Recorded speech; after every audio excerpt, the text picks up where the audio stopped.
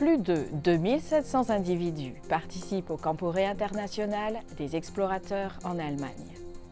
La mission Caleb impacte Porto Rico de manière significative. Barry Black complète 20 ans de service en tant qu'aumônier du Sénat américain. Au Vietnam, les jeunes adventistes s'engagent dans des services communautaires pour aider ceux qui sont dans le besoin. Ces histoires et d'autres nouvelles de l'Église adventiste mondiale, maintenant sur ANN.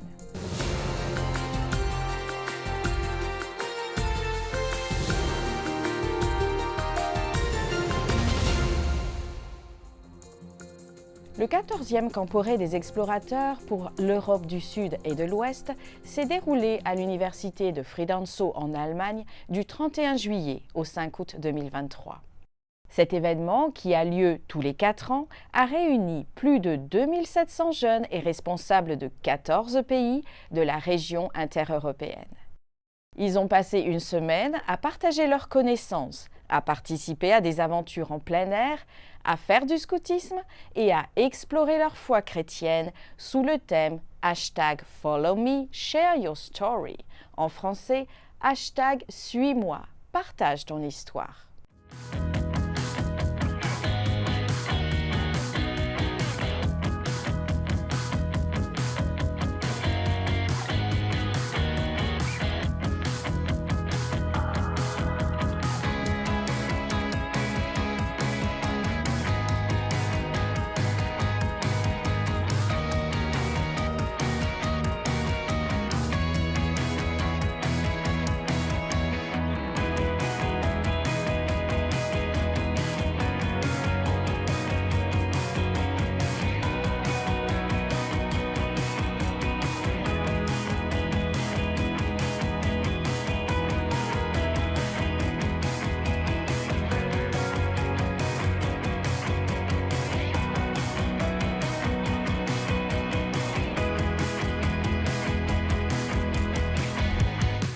Les moments culminants de cette rencontre se sont déroulés les vendredis et samedis soirs.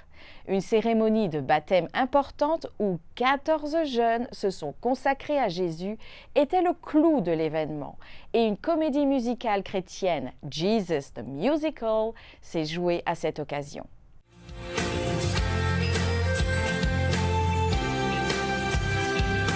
Blessed are all those in need, the poor in spirit sick in me, for the reign of God belongs to them.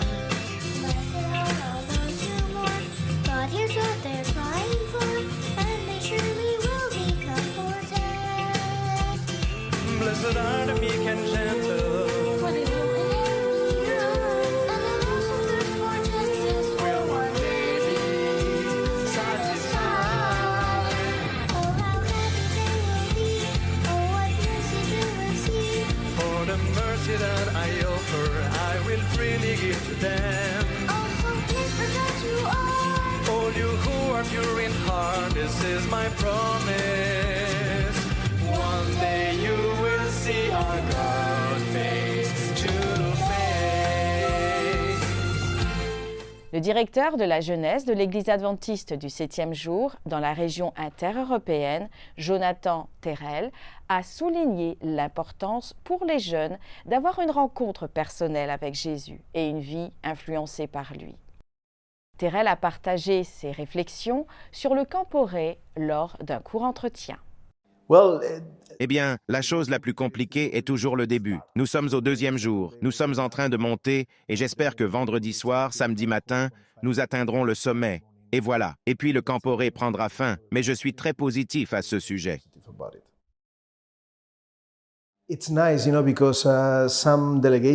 C'est super parce que certaines délégations sont venues pour la première fois avec de nombreux participants. Cela montre un sentiment de communauté que nous pouvons voir lors de ces événements. C'est magnifique de voir la différence dans les couleurs et les drapeaux, de voir les enfants se promener, s'amuser et profiter du temps. Et enfin, la chose la plus importante, du moins pour nous en tant qu'organisateurs, est la présentation des messages en soirée et le matin.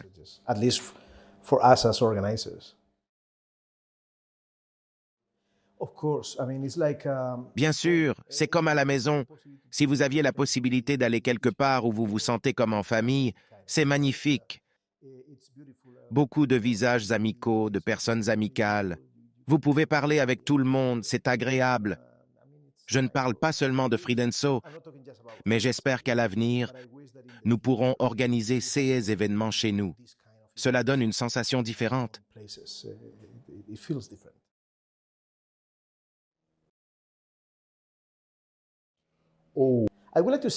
Je voudrais m'adresser non pas aux jeunes en ce moment, mais je voudrais dire quelque chose peut-être aux pasteurs qui écoutent.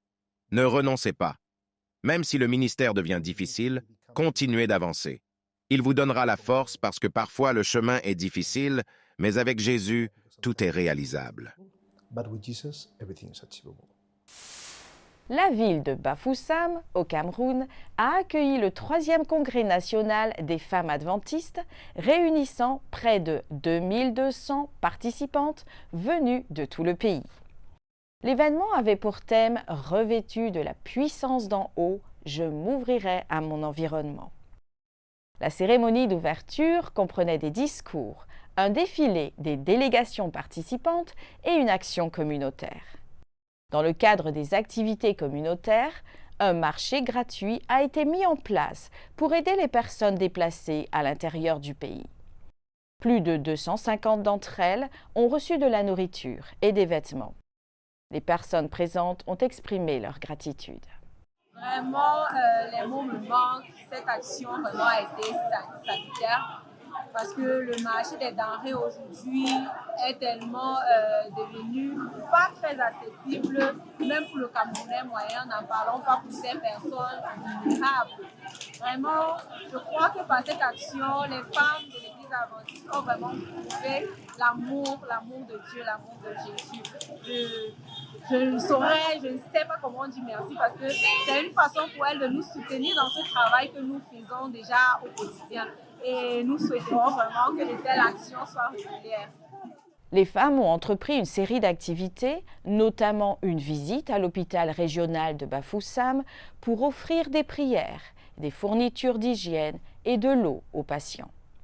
Elles ont également distribué de la littérature chrétienne, telle que des tracts, des magazines adventistes et le livre missionnaire de l'année, La tragédie des siècles. Le congrès s'est conclu par des récompenses et des remerciements pour ceux qui ont contribué à son succès. Hope Channel est ravi d'annoncer une nouvelle émission qui sera diffusée cet automne et qui promet de réchauffer votre cœur. Hope at Night est une émission de fin de soirée qui cherche à répondre à des questions stimulantes à travers des interviews avec de vraies personnes et des histoires de vie incroyables à partager. Un public en direct dans le studio aura l'occasion de poser ses propres questions aux invités à l'antenne. Cette série sera animée par le conférencier et auteur Anil Kanda. Bonjour et bienvenue à Hope at Night. Nous avons un épisode incroyable ce soir. Le président de Hope Channel, Derek Morris, a déclaré « Nous sommes confiants que Dieu utilisera ce programme pour transformer des vies. » Le centre de soins Advent Health Infield au Daytona International Speedway en Floride aux États-Unis traite plus de 5000 patients par an. Jetons un coup d'œil à l'intérieur de cet hôpital communautaire unique et découvrons comment ils prennent soin des pilotes et des fans de la même manière. Je suis Mike Poniatowski, directeur des opérations pour l'administration des centres de soins de santé au Daytona International Speedway. Nous sommes dans le centre de soins sur le terrain. Je l'appelle le cœur du Speedway. Nous soignons des patients qui viennent au Speedway pour environ 50 événements par an. Tout ce que le Speedway veut que nous assurions pour les urgences ici, nous le faisons. Et nous voyons 5000 patients par an. Le Daytona International Speedways est surnommé le centre mondial de la course automobile pour une raison. Nous avons tout et nous faisons tout. Nous voyons de tout, des lacérations, des coupures, la toux, des crises cardiaques. Tout ce qu'un patient a à l'extérieur, dans la communauté. Cela représente 25 000 personnes dans le Speedway. Nous sommes leur centre de soins de santé. C'est très bruyant, exactement comme vous le pensez, 40 voitures sur la piste à pleine vitesse. Nous les entendons dans le centre de soins. Vous sortez par la porte. C'est intense. Lorsqu'ils ont un accident, entrent en collision ou dans le mur, ils sont tenus de se rendre au centre de soins pour être examinés par nos médecins. Très énergique et quelque peu chaotique, car on ne sait pas à quoi s'attendre avec le nombre de concurrents et le nombre de blessures. Dans les 4 à 6 minutes suivant leur arrivée, notre équipe médicale est à leur chevet. Nous avons 2 infirmières, un médecin urgentiste, un intermédiaire médical de la NASCAR et un neurologue de la NASCAR qui examine le patient entièrement en environ 6 minutes. C'est le meilleur travail de ma vie. Je l'adore et nous sommes fiers de représenter Advent Health. Des milliers de personnes se sont rassemblées pour des conférences à Santo Domingo, en République dominicaine. Le pasteur Robert Costa, directeur du ministère Il est écrit en espagnol, était le principal orateur lors de cet événement organisé par l'Église adventiste du 7e jour local. Toutes les églises de cette région tiennent simultanément des réunions d'évangélisation pendant un mois. Avec cette initiative, les dirigeants adventistes en République dominicaine espèrent gagner des âmes pour Christ. La deuxième étape de cette campagne accueillera de nouveaux invités internationaux. L'événement culminera avec une grande célébration de reconnaissance pour le 25e anniversaire de l'Église adventiste dans la région, accompagnée d'une grande moisson de baptême. À cette occasion, les pasteurs et les laïcs dominicains démontrent leur ferveur et leur engagement à accomplir la mission. Rendons-nous en Asie du Sud-Est, plus précisément au Vietnam. Dans la ville de Ho Chi Minh, la jeunesse adventiste a lancé un événement de service communautaire visant à soutenir les membres défavorisés de la communauté. Organisée par l'Association des jeunes de Punuam, cette initiative comprenait un programme de cuisine qui a fourni 250 portions de porridge et distribué des livres missionnaires aux travailleurs et aux sans-abri. Cette action a suscité la participation des membres d'Église et de la communauté locale, et elle a également favorisé une culture de compassion, d'unité et de participation active. En voyant l'impact de simples actes de gentillesse, les membres d'Église se sont rappelés qu'à travers leur action, l'amour de Dieu s'étend au monde. Ein in Depth est un programme qui explore de manière approfondie et analytique des sujets d'actualité d'aujourd'hui en s'appuyant sur des discussions avec des professionnels de l'Église adventiste. Cette semaine, Alyssa Truman, la directrice des actualités d'ANN, s'entretient avec Anthony Kent, rédacteur en chef de Elders Digest et secrétaire adjoint de l'Association pastorale de l'Église mondiale adventiste. Il se penche sur le rôle et la responsabilité des anciens de l'Église locale au sein de l'Église adventiste du 7e jour. Les anciens, les diacres et les diaconesses sont très importants. Ce qu'ils font est extraordinaire. Vous avez demandé quels sont les rôles spécifiques des anciens et ceux que nous recherchons chez eux. Tout d'abord, ils doivent être des disciples de Jésus-Christ. L'aimer, l'adorer et le suivre.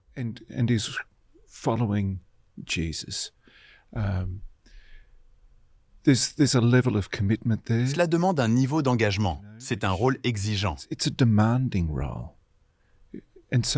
Et l'engagement doit être proportionnel à cela.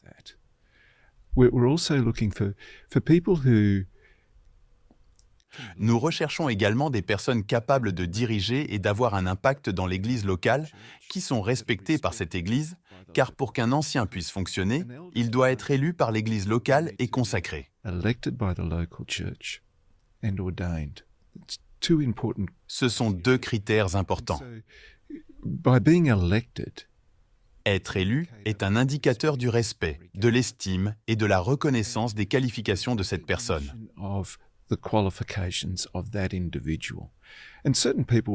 Certaines personnes apporteront certaines forces au rôle en fonction des dons spirituels qu'elles auront reçus.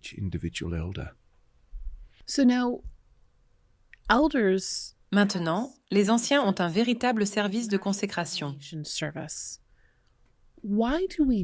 Pourquoi faisons-nous cela? Quelle est la différence? Nous ne faisons pas cela avec notre animateur de l'école du sabbat. Pourquoi voyons-nous le rôle d'un ancien sous un jour différent? Eh bien, en parcourant l'ensemble de la Bible, de la Genèse à l'Apocalypse, les anciens sont très importants. Dans l'ancien Israël, ils exerçaient une grande influence sur le peuple et ils le dirigeaient. Et c'est toujours le cas aujourd'hui.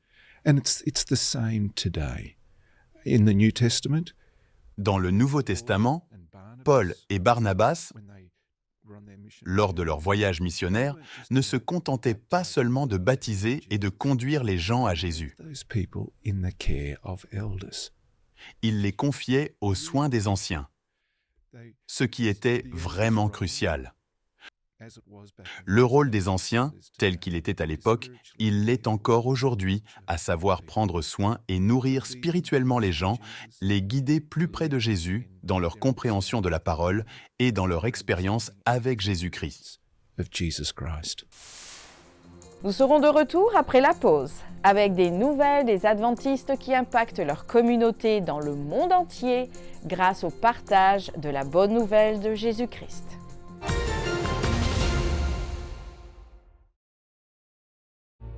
Be cheerful no matter what.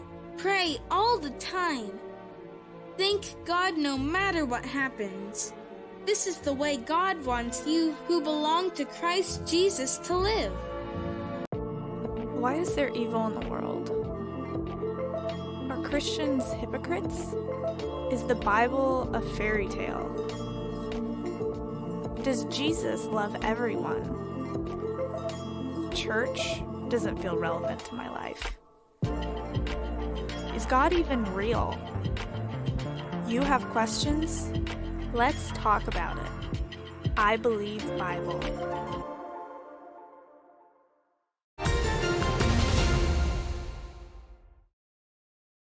Un groupe de 19 jeunes adventistes du 7e jour de Porto Rico ont participé à un voyage missionnaire et à un tournoi de tennis de table à Utuado, une municipalité montagneuse dans la partie centrale du nord de l'île.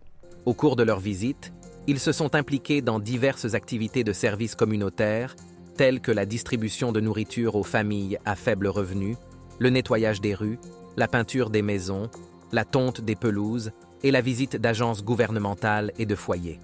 Ils ont également organisé 2 séries d'évangélisation pour les jeunes où ils ont partagé des livres missionnaires, offert des prières et fourni des repas chauds.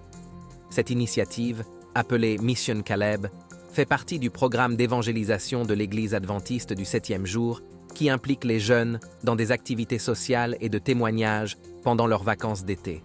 Le groupe a organisé un tournoi de tennis de table qui a attiré 65 joueurs et de nombreux membres de la communauté qui ont assisté en qualité de spectateurs. Cette rencontre a débuté avec de la musique et une méditation spéciale dirigée par l'équipe de la mission Caleb. Les gagnants ont reçu des médailles et le public a été invité à regarder Spin, le film évangélique de l'Église adventiste du 7e jour. Plus de 120 personnes se sont inscrites à des études bibliques à la suite de cette rencontre. 20 ans se sont écoulés depuis que Barry Black est aumônier du Sénat des États-Unis à Washington, le district de Columbia. Barry Black, qui aura 75 ans cette année, est arrivé à ce poste après une carrière étendue en tant qu'aumônier de la Marine des États-Unis. Il est le premier aumônier militaire, le premier adventiste du 7e jour et le premier afro-américain à occuper ce poste au Sénat américain. L'une de ses prières les plus mémorables au Sénat américain a été prononcée le matin du 7 janvier 2021, un jour après les incidents qui ont entraîné la mort de 4 personnes. Le New York Times et d'autres médias nationaux ont cité ces paroles. Nous déplorons la profanation du bâtiment du Capitole des États-Unis, l'effusion de sang innocent, la perte de vie et le marasme dysfonctionnel qui menacent notre démocratie. Son invocation historique s'est terminée par une demande spéciale à Dieu. Utilise-nous pour apporter la guérison et l'unité à notre nation et à notre monde blessé et divisé. Lors du rassemblement virtuel, l'aumônier du Sénat des États-Unis a partagé le message « Comment avoir une rencontre rapprochée avec Jésus ». Il a conclu en montrant une autre de ses compétences en chantant « Have thine own way, Lord », en français « Jésus doux maître ». Et chaque jour, louons Dieu chaque jour pour dire daily to say,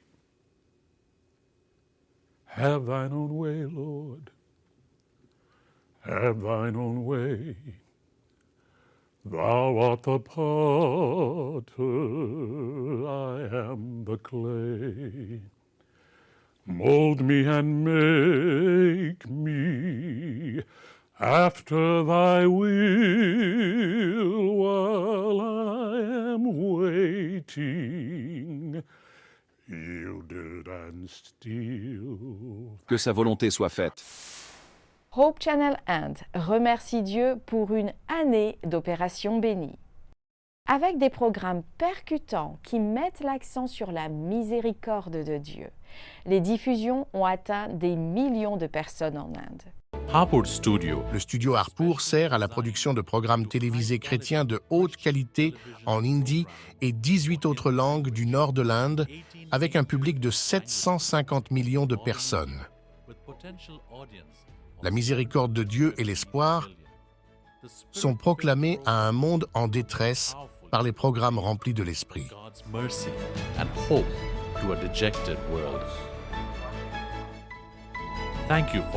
Merci pour vos prières fidèles et votre soutien financier. Vous faites une différence dans la vie des autres.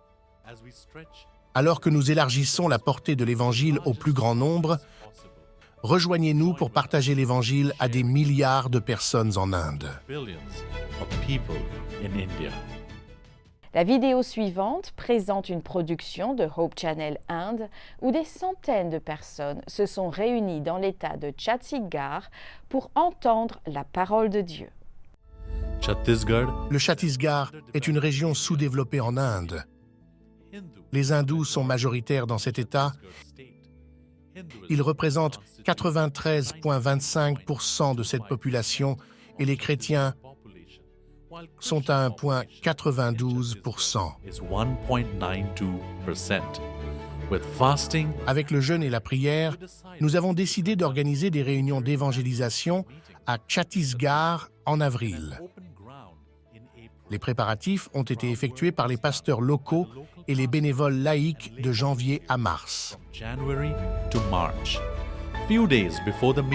Quelques jours avant les réunions, un conflit a éclaté entre les extrémistes et le gouvernement. Les policiers et officiers militaires sont morts et le gouvernement a annulé toutes les réunions. Tristes et en larmes, nous avons annulé les réunions. Elles se sont déroulées dans 10 villages environnants.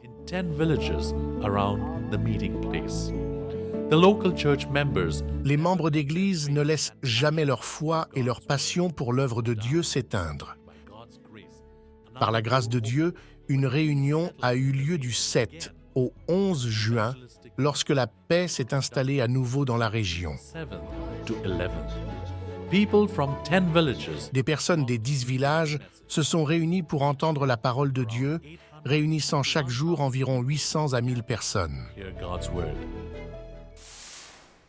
L'université Heartland a organisé un programme de formation de 2 semaines sur la santé mentale à Boutcha, en Ukraine. Cet événement a eu lieu sur le campus de l'Institut ukrainien des arts et des sciences. Initiée par le prédicateur et évangéliste Mark Finlay, cette formation visait à fournir une assistance psychologique et des bases en santé mentale aux Ukrainiens, notamment à la lumière de l'invasion russe du pays. Le cours a attiré 60 participants issus de milieux divers, dont des pasteurs, des psychologues, des aumôniers et des personnes intéressées par le service communautaire. Au cours des 2 semaines, ils ont acquis des compétences pour aider dans des situations de crise, gérer le trouble du stress post-traumatique et fournir un soutien spirituel efficace. Les participants ont apprécié la complémentarité entre les principes bibliques et les méthodes psychologiques contemporaines de la formation. Seri Lutzki, responsable du département des ministères de la Santé et de l'aumônerie de l'Église adventiste du 7e jour en Ukraine, a souligné les commentaires positifs de l'équipe de l'Université Heartland et des participants en insistant sur leur volonté d'apprendre dans cette occasion de formation unique. La radio Nuevo Tempo au Pérou a acquis sa dernière station grâce à la contribution de l'Église adventiste du monde entier, y compris des donateurs d'Amérique du Sud et du Pérou. Cette réalisation a été rendue possible grâce aux efforts de l'offrande annuelle Nuevo Tiempo 2022. Diffusant sur 103.3 FM, cette radio a le pouvoir d'impacter la vie de ses auditeurs quotidiens grâce à son message de salut en Jésus-Christ. Un témoignage de cet impact a été recueilli à Lima, la capitale du Pérou. Une femme nommée Marleni a croisé le chemin de Brian, qui lui a non seulement offert un emploi dans un petit bus de la ville, mais l'a également encouragé à écouter Radio Nuevo Tiempo sur son téléphone portable. La vie de Marleni a pris un tournant transformateur alors qu'elle absorbait les messages diffusés sur la station de radio. Le signal de la station l'accompagnait tout au long de ses trajets en transport en commun, diffusant ainsi le message d'espoir également aux passagers. Marleni a reçu des études bibliques et a récemment été baptisée. Elle est reconnaissante d'avoir accès à la radio qui a changé sa vie et celle de ceux qui l'écoutent. Cette semaine, notre moment musical met en lumière la Chine. Yunjun interprète Oh Come Emmanuel sur le gunzheng, un instrument à cordes traditionnel chinois. Yunjun nous vient de l'Union de missions chinoises de l'Église adventiste du 7e jour.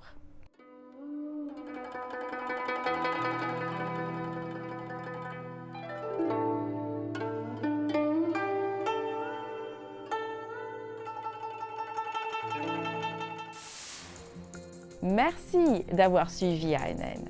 Rejoignez-nous la semaine prochaine pour plus de nouvelles du siège de l'Église adventiste du 7e jour. Saviez-vous que l'Église adventiste du 7e jour a une chaîne YouTube où vous pouvez regarder ANN Vidéo, ANN in Depth et plein d'autres vidéos étonnantes sur la prophétie, la santé et l'étude de la Bible? Cliquez sur le bouton S'abonner pour ne jamais manquer une nouvelle vidéo. Vous pouvez également nous laisser un commentaire ou un sujet de prière. Une équipe prie pour vous, 24 heures sur 24 et 7 jours sur 7. Avant de nous quitter, voici une bonne nouvelle tirée de Jérémie au chapitre 29 et au verset 11. « Car je connais les projets que j'ai formés sur vous, dit l'Éternel, projets de paix et non de malheur, afin de vous donner un avenir et de l'espérance. » Ainsi s'achève notre programme de cette semaine. N'oubliez pas que vous pouvez toujours visiter adventiste.news/fr pour des nouvelles quotidiennes et des vidéos.